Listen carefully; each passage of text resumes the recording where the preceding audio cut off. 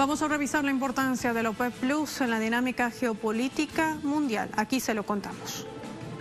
Desde su creación en 2016, los países productores integrantes o no de la organización bajo el mecanismo de la OPEP Plus han permitido mantener la estabilidad del mercado petrolero en momentos de crisis a través de sus acuerdos de cooperación.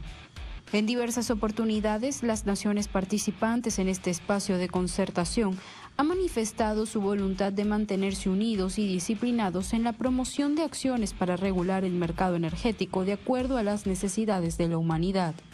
Ejemplo de ello fue su actuar en los últimos 2 años, cuando se enfocó en recuperar los precios del crudo, los cuales cayeron abruptamente y tocaron saldo negativo por primera vez en la historia, producto de la pandemia de COVID-19, misma que perjudicó la demanda petrolera. En ese sentido, los países miembros de la OPEP Plus se enfocaron en recortar la producción de 15 millones de barriles de petróleo. Igual ha sido su gestión durante el conflicto en Ucrania, que ha llevado un incremento de los precios de la energía. En ese sentido, el bloque ha optado por elevar la producción el próximo mes de julio hasta alcanzar los 648.000 barriles diarios. Dentro de la OPEP Plus, hacen vida importantes socios estratégicos como Rusia, quien es el tercer mayor productor de crudo en el mundo, llegando a una producción anual de 9,9 millones de barriles diarios. Le sigue México, que ocupa el 11º lugar de los países productores. En 2020, alcanzó un rango de 1.910 barriles por día. Otro ejemplo a destacar es Kazajistán, el cual se constituye como el mayor productor de petróleo en Asia Central, con las reservas probadas de crudo número 12 del mundo, según la propia Administración de Información Energética de Estados Unidos. De hecho, para 2020, el país producía 1,8 millones de barriles diarios. En ese sentido, es también el segundo productor de petróleo de los países socios de la OPEP, por detrás de Rusia.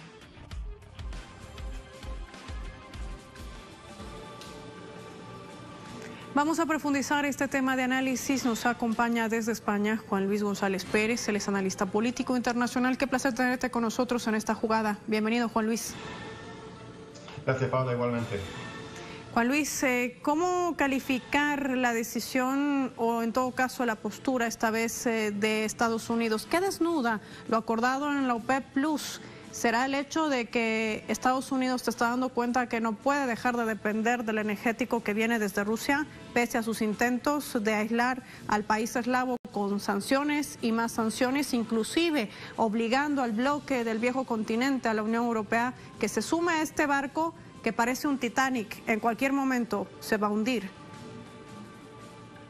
Sí, realmente es increíble la postura de Estados Unidos. Aquí en este momento se está jugando, vamos a llamar 3 tipos de guerras, ¿no? Una guerra militar, que tiene un escenario que es claramente el ucraniano, al cual están atizando por detrás una serie de países con Estados Unidos a la cabeza y de la OTAN, pero hay una guerra económica, que es la forma de responder a esa directa, de responder a esa guerra, que la ha lanzado fundamentalmente Estados Unidos con una serie de países vasallos, con el patio trasero actual norteamericano, que no debe ser otro que Europa, y que Europa la está obligando prácticamente al suicidio, porque Estados Unidos sigue comprando tranquilamente el petróleo de Rusia, y sin embargo está presionando a Europa para que no lo haga, ¿no?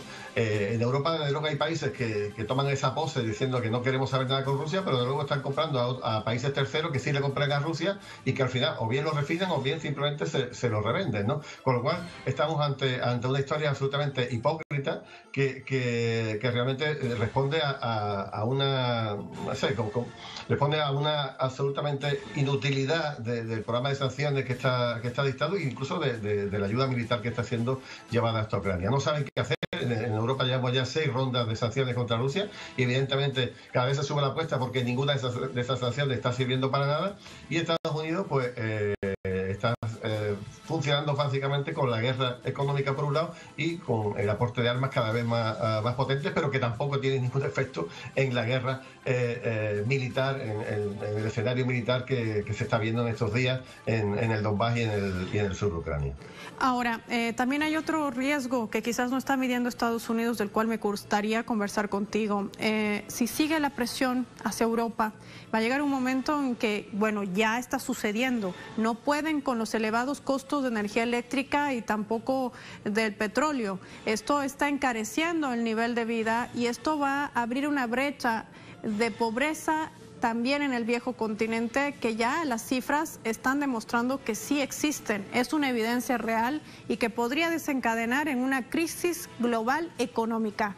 La pregunta es, si la Unión Europea despierta en algún momento y se da cuenta de que Estados Unidos simplemente la ha orillado a hacer una plataforma de su juego geopolítico contra Rusia y también contra China, ¿estará dispuesta a abandonar el barco y de alguna manera alejarse también de la OTAN y crear su propia fuerza militar independiente que resguarde sobre todo sus propios intereses? Porque hasta el momento la OTAN lo único que hace es defender a Estados Unidos. Bien, mira, Paula, te voy a dar un par de datos. La gasolina en España ha subido desde que empezó el conflicto entre Rusia y Ucrania alrededor de un 26%, y el gasóleo un 40%.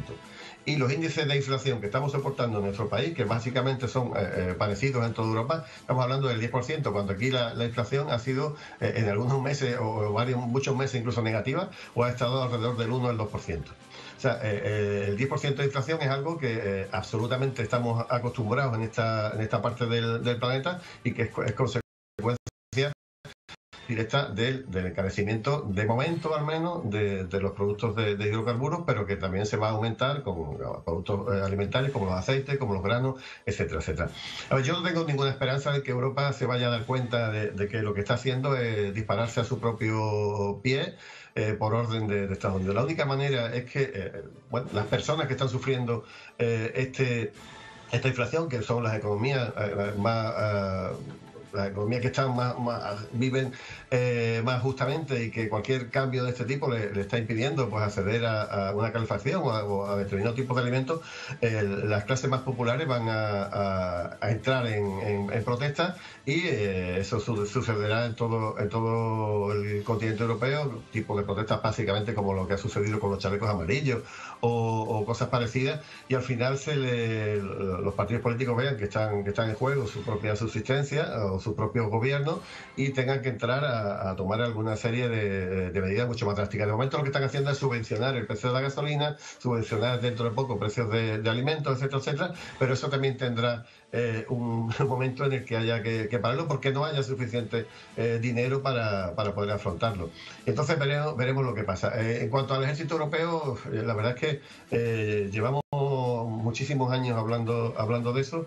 En este momento está encima de la mesa, bueno, con diferencias entre países. Francia es muy partidaria de ese tema, Alemania no tanto. Ahora que el Reino Unido se fue, parece que es más factible, pero de momento tampoco es algo que esté sobre la mesa, porque lo que quieren es justamente dar una sensación de unidad tanto en la Unión Europea como en la OTAN, que realmente no existe. Tanto que hablan de unidad es porque justamente no existe. Y bueno, fijaros el conflicto que hay ahora mismo con las nuevas incorporaciones en la OTAN, o incluso de Ucrania y la Unión Europea, ¿no?, que están vetadas por algunos países, como en el caso de la OTAN lo vemos claramente con Turquía, ¿no? Entonces, ya digo, de momento no está encima de la mesa, pero creo que es la única solución, que Europa sea dueña de su propio destino, que Europa sea dueña de sus propias relaciones bilaterales, y para que Europa funcione de verdad y sea un grupo, un ente a tener en cuenta, evidentemente tiene que estar muy cercano a Rusia y muy interconectado con Rusia, como estaba sucediendo cada vez más, hasta que Estados Unidos siempre ha intentado romper esa asociación, porque sabe que entonces quien está condenado al ostracismo, quien está condenado a relegado desde el punto de vista económico, va a ser evidentemente Estados Unidos, y eso no lo permite, o de momento no lo está permitiendo y le está saliendo bien. Ahora, Juan Luis, hay otro hecho. Tendrá que cambiar su política a Estados Unidos, porque tratará de acercarse a Arabia Saudita ahora. Recordemos que ha sido uno de los países, junto a Emiratos Árabes Unidos, que decidieron no votar por las sanciones contra Rusia cuando se desplegaba esta operación militar el pasado 24 de febrero ante la Organización de Naciones Unidas. Esto, además, le pone en un perfil complicado a Joe Biden, aunque dicen que no hay una declaración formal de un viaje hacia esa nación, pues está previsto dentro de su agenda reunirse y tratar de nuevamente acercarse a ese círculo que, recordemos, fue defenestrado en su momento tras no haberse sumado a las sanciones y haber de alguna manera inclinadose más a otros aspectos, en este caso económicos, y dejar de un lado los intereses geopolíticos de Estados Unidos sobre Rusia. Sí, pero ahora mismo en este caso la sartén por el mango la tiene Arabia Saudí, la tiene Bin Salman, y es por algo muy claro. Si los países del Golfo dejan de vender el petróleo en dólares, el dólar se va al garete, el dólar va a ser como un billete de Monopoly, que decimos aquí, de un juguete de niño, ¿no? Entonces realmente Estados Unidos tiene que mendigarle a Arabia Saudí, que va a conseguir desde el punto de vista político todo lo que le pida, para que no venda ese petróleo, o sea, no cobre en yuanes el petróleo que le compra China, o que deja de estar en el ala más bien de Rusia y China y no en el de Estados Unidos. Veremos qué es lo que pasa si finalmente se realiza ese viaje, y veremos si hay algún tipo de acuerdo. Estados Unidos es una potencia absolutamente a la baja. Hay un grupo de países emergentes que está montando un mundo multipolar. Arabia Saudí no se quiere bajar de ese barco, y posiblemente pues sea la primera rata, entre comillas, en abandonar el barco norteamericano que empieza a hundirse.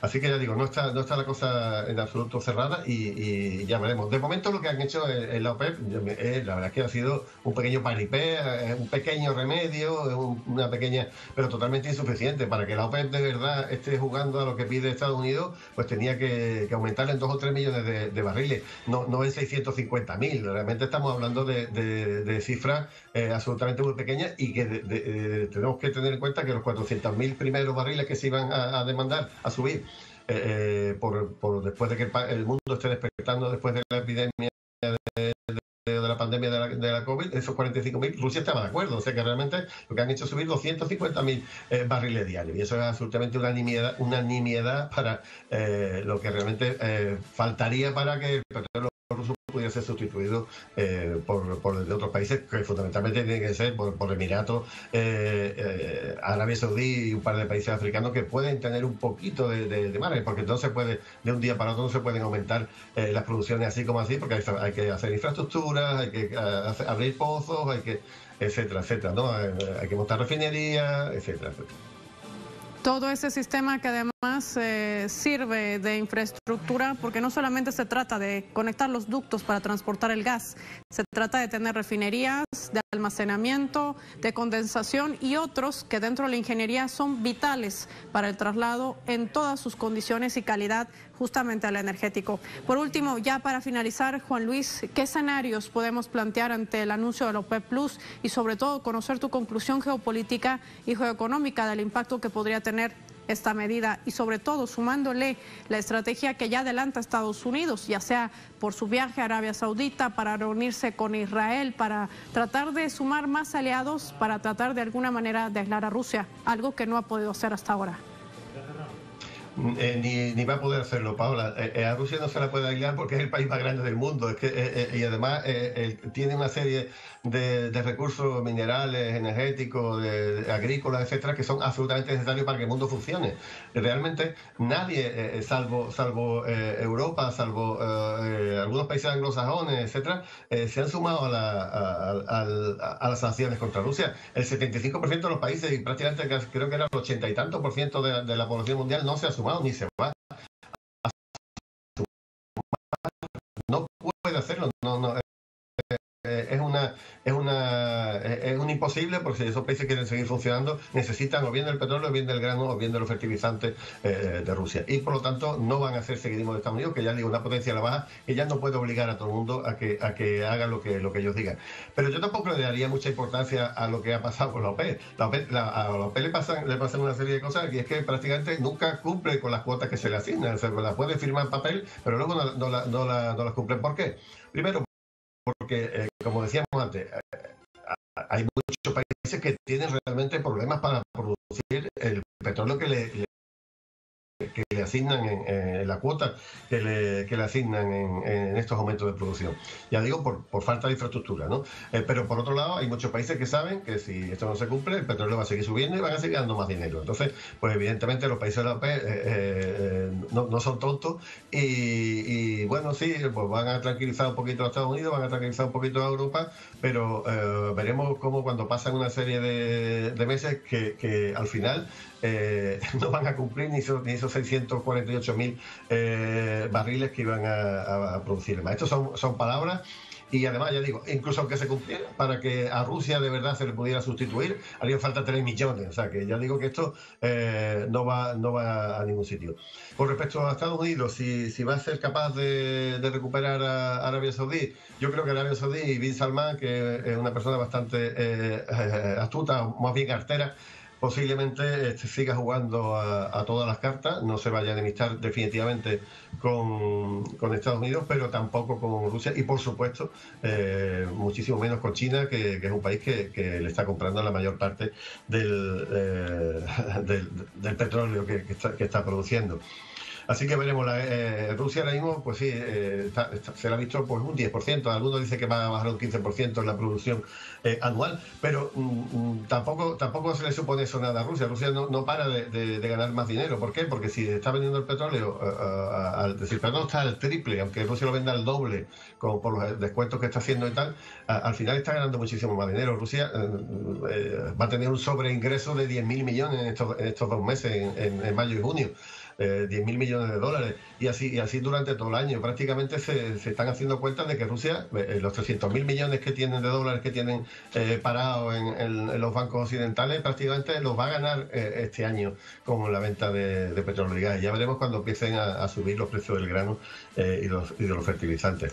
En fin, creo que es un tiro al aire que no va a ir demasiado lejos, porque la OPEP ni va a cumplir, a Rusia tampoco le va a hacer pupa, no le va a hacer daño estas sanciones, y se inventarán otro nivel, otra ronda nueva de sanciones para ver si pueden hacer algo. Pero yo creo que Putin está sentado esperando a que pase lo que estabas contando antes, que la situación social en Europa se convierta en insostenible para los propios gobiernos y que algunos vayan rompiendo la disciplina que le está imponiendo, por un lado, la Comisión Europea, pero por otro lado, Estados Unidos.